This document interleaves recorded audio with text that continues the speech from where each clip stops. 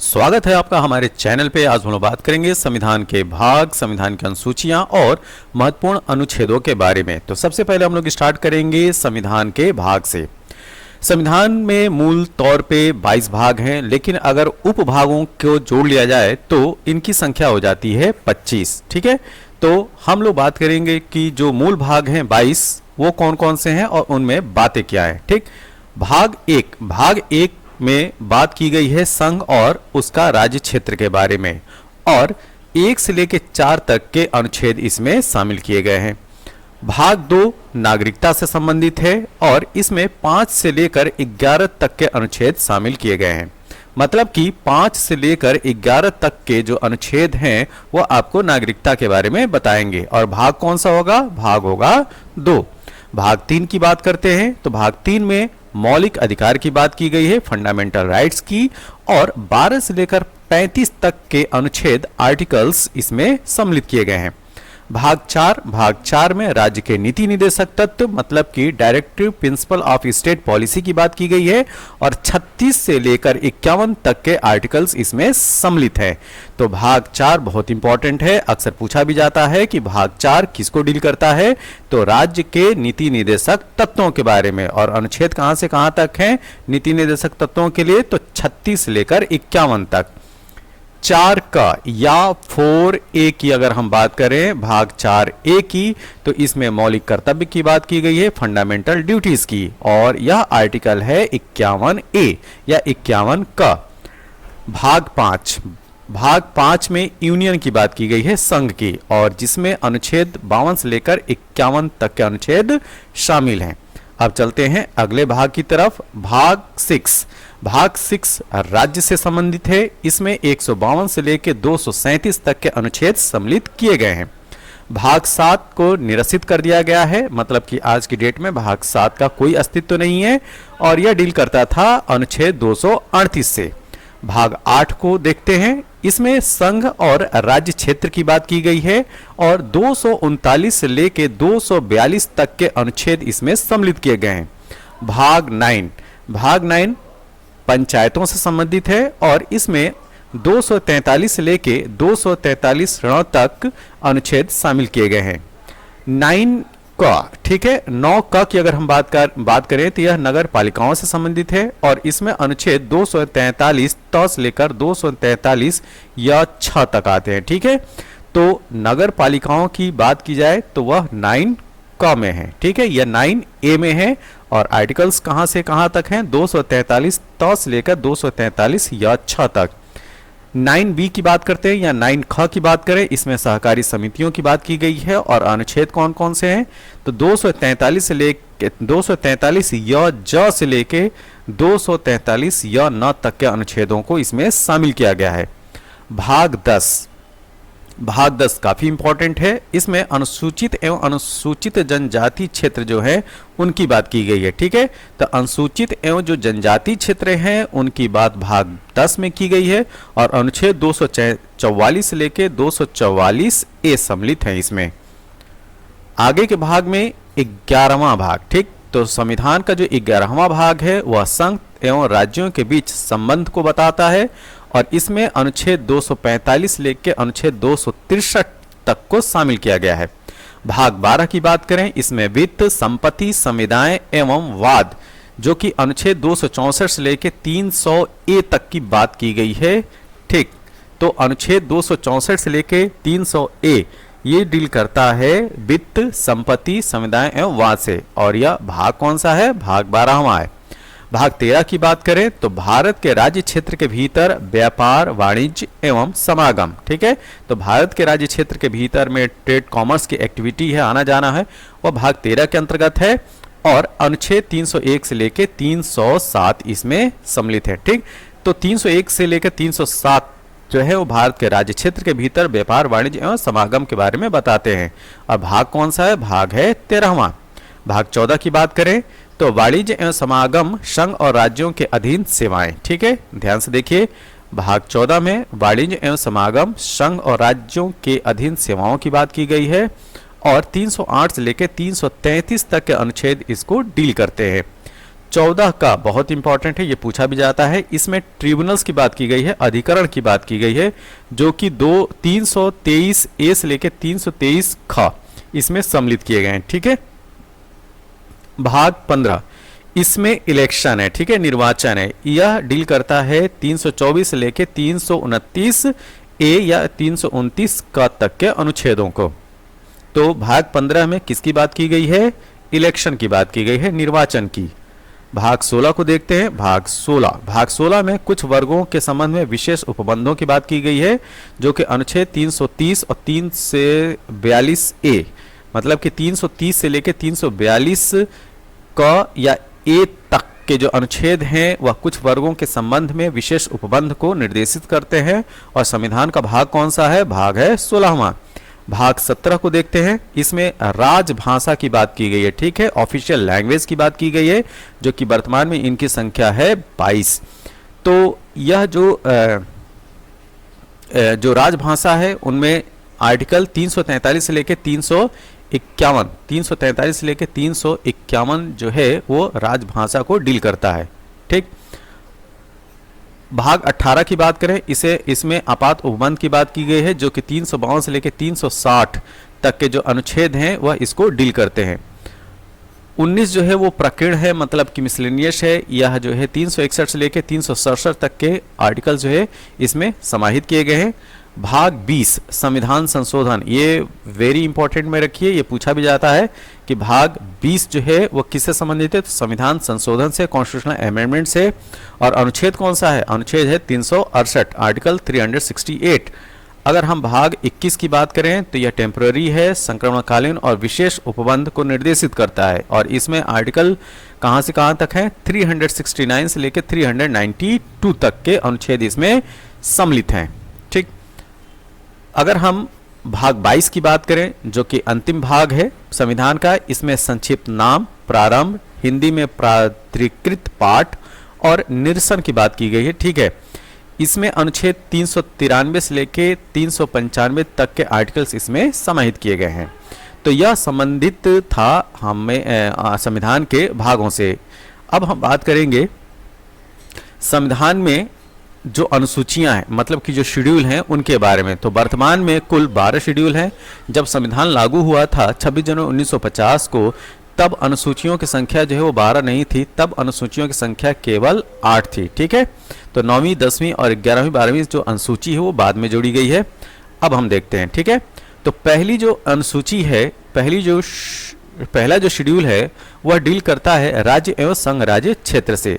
दूसरी अनुसूची या दूसरे शेड्यूल में राष्ट्रपति, राज्यपाल, लोकसभा एवं विधानसभा अध्यक्ष, उपाध्यक्ष, राज्यसभा एवं विधान परिषद के सभापति, उपसभापति, उच्चतम एवं उच्च न्यायालय के न्यायाधीश तथा CAG मतलब कि कंट्रोलर एंड ऑडिटर जनरल को मिलने वाला वेतन, भत्ते और पेंशन की बात की गई है। किसमें? सेकंड शेड्यूल में। जो थर्ड शेड्यूल है उसमें भारत संघ के प्रमुख पदाधिकारियों के शपथ और प्रत्ययज्ञान का प्रारूप का वर्णन है। किसमें? थर्ड शेड्यूल में। फोर्थ जो अनुसूची है, चौथी जो अनुसूची है, उसमें राज्यसभा में स्थानों का आवंटन ये बताया गया है। पांचवी अनुसूची अनुसूचित क्षेत्रों और अनुसूचित जनजातियों के प्रशासन और नियंत्रण के बारे में उपबंध है। छठी सूची या अनुसूची या 6 शेड्यूल की अगर बात करें तो असम, मेघालय, त्रिपुरा, मिजोरम राज्यों के जनजातीय क्षेत्रों के प्रशासन के बारे में उपबंध है। 7वीं या 7 शेड्यूल, इसमें संघ एवं राज्यों के बीच शक्तियों का विभाजन, संघ सूची, राज्य सूची और समवर्ती सूची इनका उल्लेख किया गया है। मतलब कि यूनियन लिस्ट, स्टेट लिस्ट और कंकरेंट लिस्ट की अगर बात की जाए तो वो 7 शेड्यूल है। और सेपरेशन ऑफ पावर की भी बात किया जाए तो क्या बताएंगे? 7 शेड्यूल बताएंगे। ठीक है। तो जो 7वीं अनुसूची है बहुत ही इंपॉर्टेंट है। 8वीं अनुसूची या जो 8th शेड्यूल है, इसमें भाषाओं की बात की गई है। तो कुल 22 जो भाषाएं हैं उनको मान्यता दी गई है। ठीक है। 22। जो 9th शेड्यूल है, कुछ अधिनियमों और विनियमों का विधिमान्यकरण की बात जो है वो 9th शेड्यूल में किया गया है। ठीक।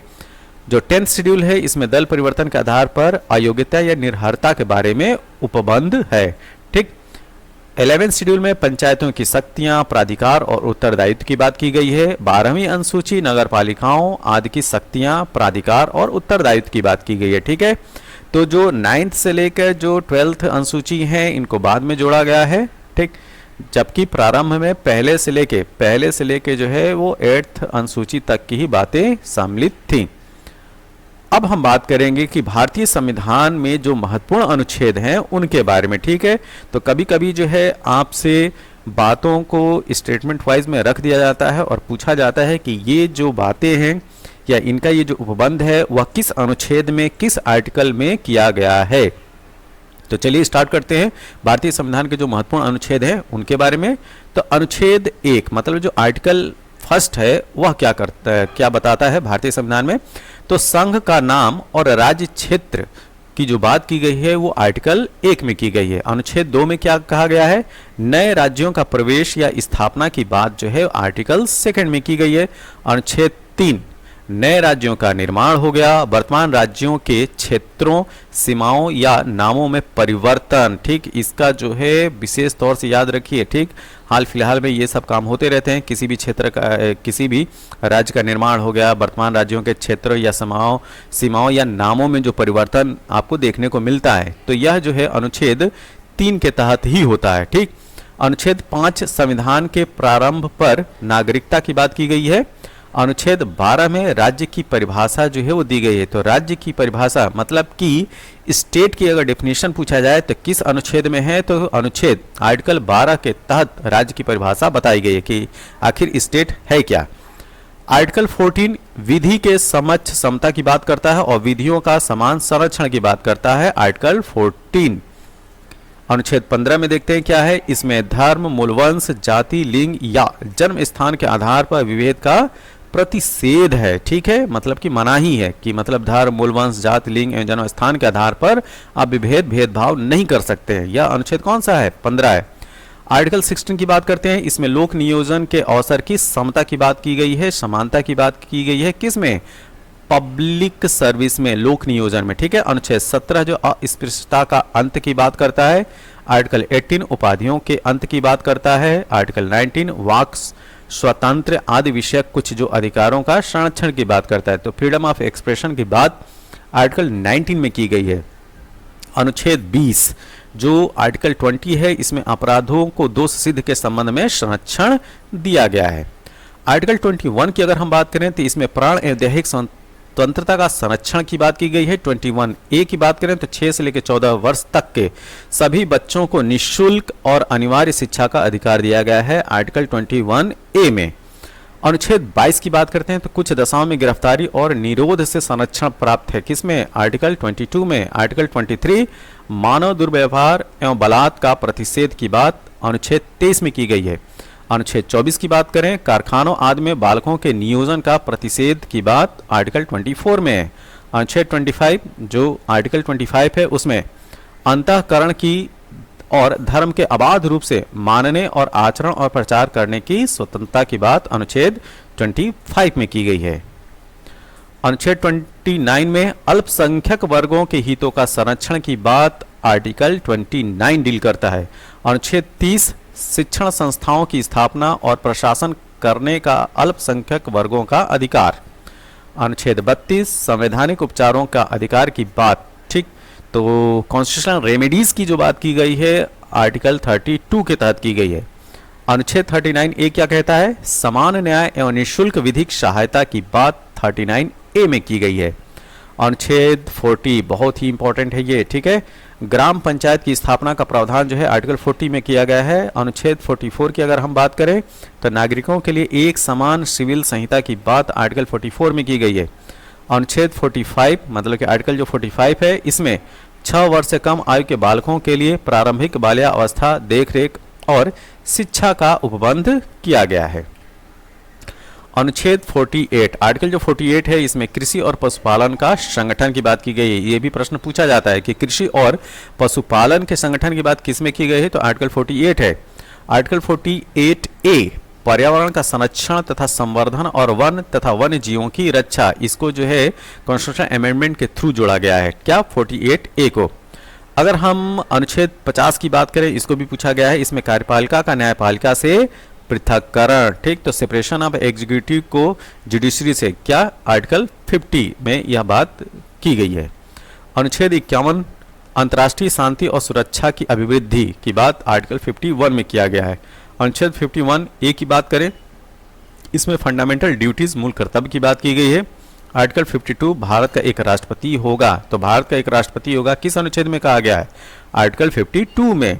अनुच्छेद 53 की बात करें तो संघ की कार्यपालिका शक्ति राष्ट्रपति में निहित होगी, यह आर्टिकल 53 में कही गई है। आर्टिकल 58 राष्ट्रपति पद की योग्यता की बात की गई है, तो प्रेसिडेंट की एलिजिबिलिटी की बात आर्टिकल 58 में की गई है। आर्टिकल 60 राष्ट्रपति द्वारा शपथ या प्रतिज्ञान की बात करता है, ठीक। आर्टिकल 61 राष्ट्रपति पर महाभियोग चलाने की प्रक्रिया, तो इम्पीचमेंट है राष्ट्रपति पर चलाने की जो बात की जाती है इम्पीचमेंट की या महाभियोग की, वह आर्टिकल 61 के तहत की गई है। आर्टिकल 63 क्या कहता है? भारत का एक उपराष्ट्रपति होगा। जैसा कि अभी आपने देखा आर्टिकल जो 52 है वह कहता है कि भारत का एक राष्ट्रपति होगा, उसी तरीके से जो आर्टिकल 63 है वह कहता है कि भारत का एक उपराष्ट्रपति होगा।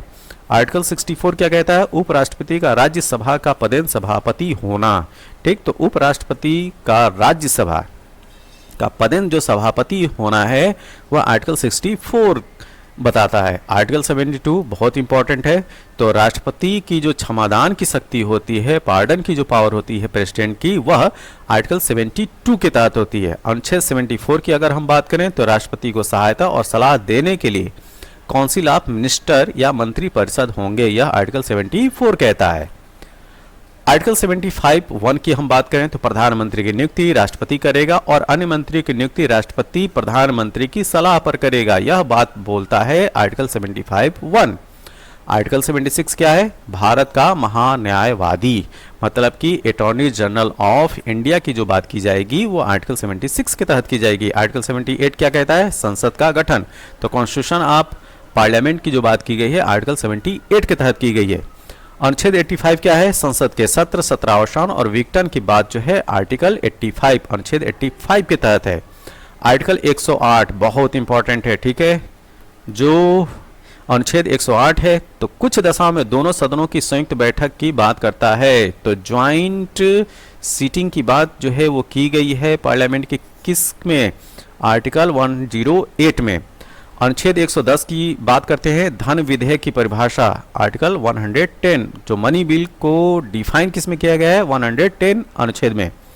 आर्टिकल 111 की बात करें तो विधेयकों पर राष्ट्रपति के, ध्यान दीजिएगा, विधेयकों पर राष्ट्रपति की अनुमति जो है आर्टिकल 111 है।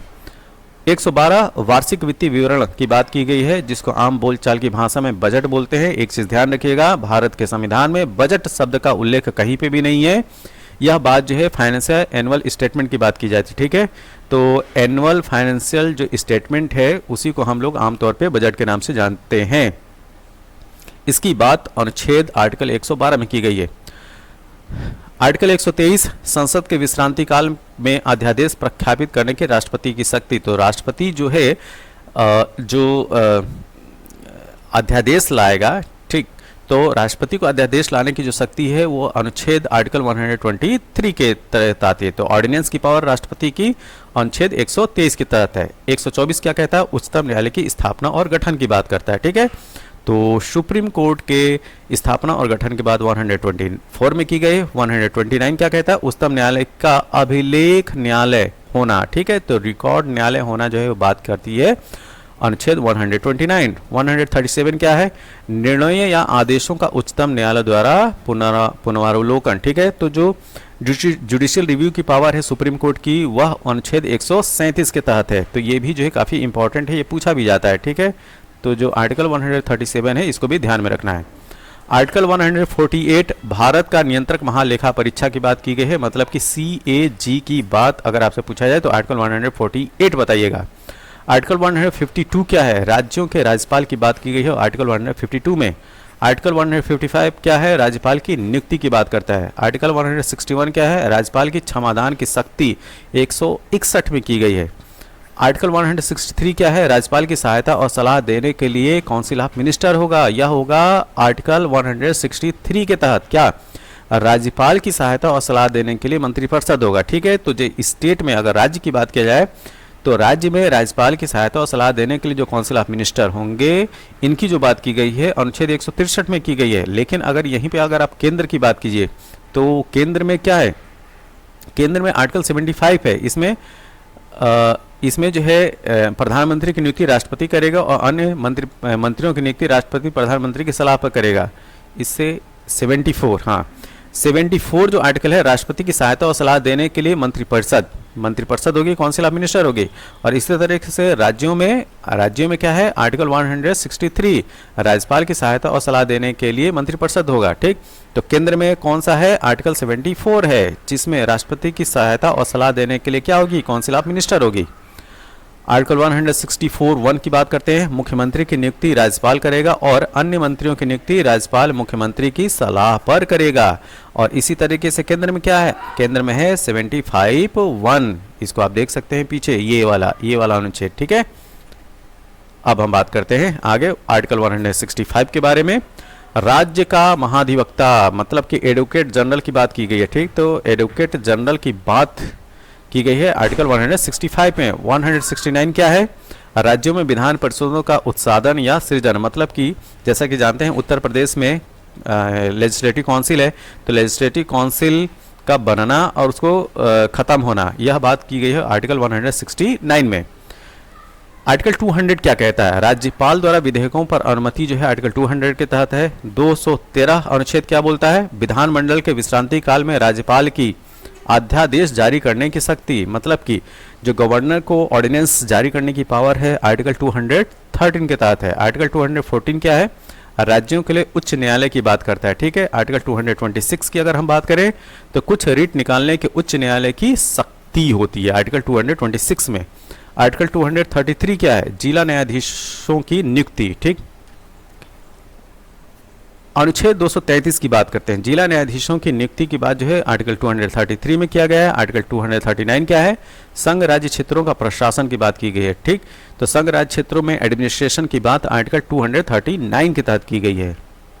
आर्टिकल 239 ए, ठीक है, क का मतलब ए समझिए। ठीक है, दिल्ली के संबंध में विशेष। ठीक है, तो जो एनसीआर वगैरह की जो बात की जाती है, नेशनल कैपिटल रीजन की जो बात की जाती है, वो स्पेशली जो है आर्टिकल 239 ए के तहत की जाती है। ठीक है, अनुच्छेद में जो ये जो सब पार्ट देखते हैं, जैसे 239 ए देखने को मिल रहा है, यहाँ पे जैसे 243 ए देखा है, ये जो है मूल संविधान में नहीं थे। मूल संविधान से मतलब ये है कि वह संविधान जो 26 नवंबर 1949 को बनकर तैयार हुआ था और 26 जनवरी 1950 को लागू हुआ था। ठीक, इनको जो है कॉन्स्टिट्यूशनल अमेंडमेंट के थ्रू जो है बाद में ये सब प्रोविजंस या आर्टिकल्स जो है वो जोड़े गए हैं। ठीक, अब हम बात करेंगे 243 ए या क के बारे में, इसमें ग्राम सभा की बात की गई है। ठीक, आर्टिकल 243 ख पंचायतों का गठन की बात करता है। आर्टिकल 243 घ पंचायतों का आरक्षण, इसमें जो है वो रिजर्वेशन की बात की गई है पंचायतों में। 243 झ की अगर बात करें, पंचायत की वित्तीय स्थिति के पुनर्वलोकन के लिए राज्य वित्त आयोग की बात की गई है। ठीक है, तो अगर स्टेट फाइनेंस कमीशन की बात किया जाए, स्टेट फाइनेंस कमीशन, ठीक है, स्टेट फाइनेंस कमीशन की अगर बात करें तो यह है 243 झ, इसको हम ये भी बोल सकते हैं 243 आई।